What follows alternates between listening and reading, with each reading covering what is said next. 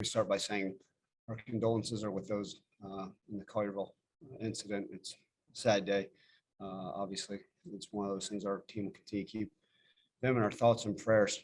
Today was not our best day. It was not our best effort, not our best execution in any phase. We're really disappointed. We have no chance to play game of football if we continue to suffer penalties like we did today, especially on offense. We gave up some on defense as well. And then, untimely turnovers absolutely killed us. We got to be able to stop the run a little bit better. Anytime a running back's able to run the ball over 40 times and be efficient doing so, it's going to be hard, and we've got to be more effective running the ball ourselves. That was told our guys in the locker room they should be mad, they should be upset, they should be pissed, they should be sad. All those feelings, they're validated. But the only thing we can do is look in the mirror, and it starts with me, and how can we improve? And all we know is to go back to work. And I guys understand that we got a big conference game coming up. Credit to UTSA, they're a hell of a ball team. They bought it day in and day out, and down in and down out, and gave us all we could handle. Unfortunate, but if I know anything about this team, like I told them, one game will not define us. One game will not define me. One game will not define each individual or our team.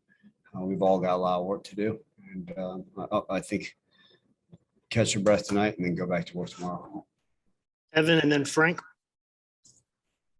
Ryan, I guess what was more just troubling for you in terms of things? Was it the fact that you guys couldn't stop the run after not being able to struggling with the pass the last 2 weeks?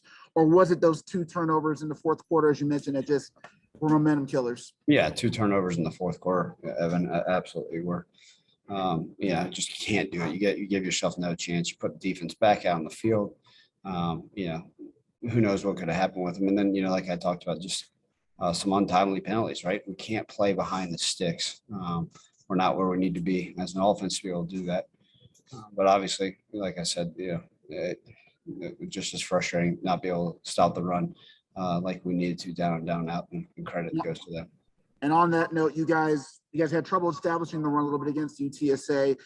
Seth did have a lot of passing yards, but is this kind of a case where you guys wanted to try to establish the run even though they couldn't? You guys couldn't break through a little bit more? Yeah, look, I always want to establish a run. That's what, like we said, we always want to hang our hat on. But Evan, there's a reason they're 10th in the country in defense, and then I've done a fantastic job stopping the run by every team they played, and they did that again today. The defense they play predicated is to stop the run, and they did that, and we didn't do a good enough job. And it's from me, it starts with me, but like I said, offensive line, running backs, tight end blocking, wide receiver blocking, all must improve. Frank.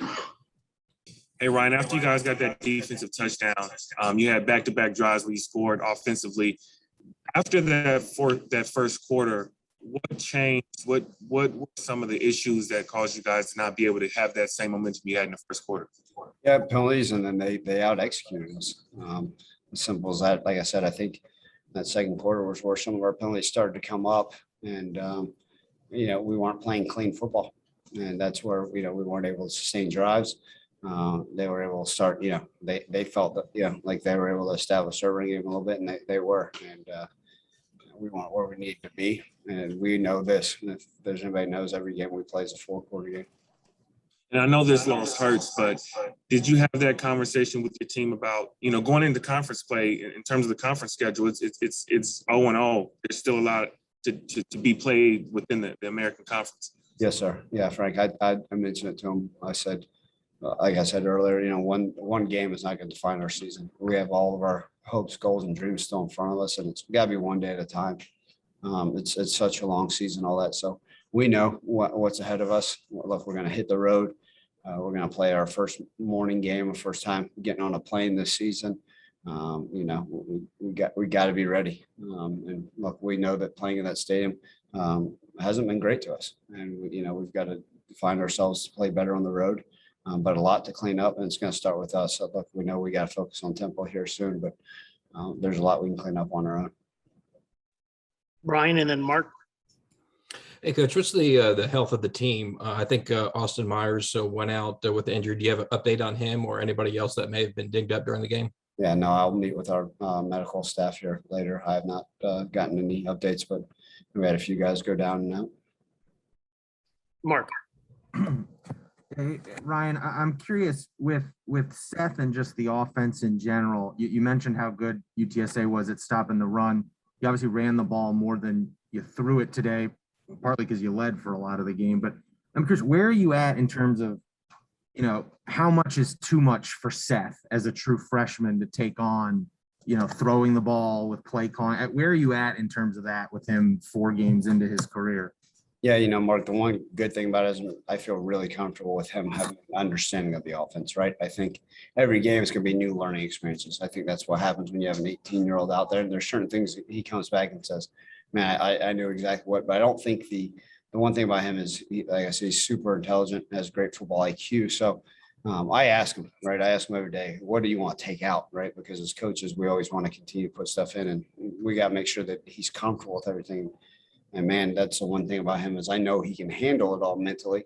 And again, right, we got to make sure that we're not putting too much on his plate that he can't go out there and execute. But I don't feel that way. We just didn't do our job from top down, and that's why I think what happened today. And then, correct me if I'm wrong, Thomas Pickens didn't dress today. Is that a long-term injury, short-term injury? I believe it's a short-term injury, but I should have some more information this week. Thanks. Thanks, Coach. Thanks, guys.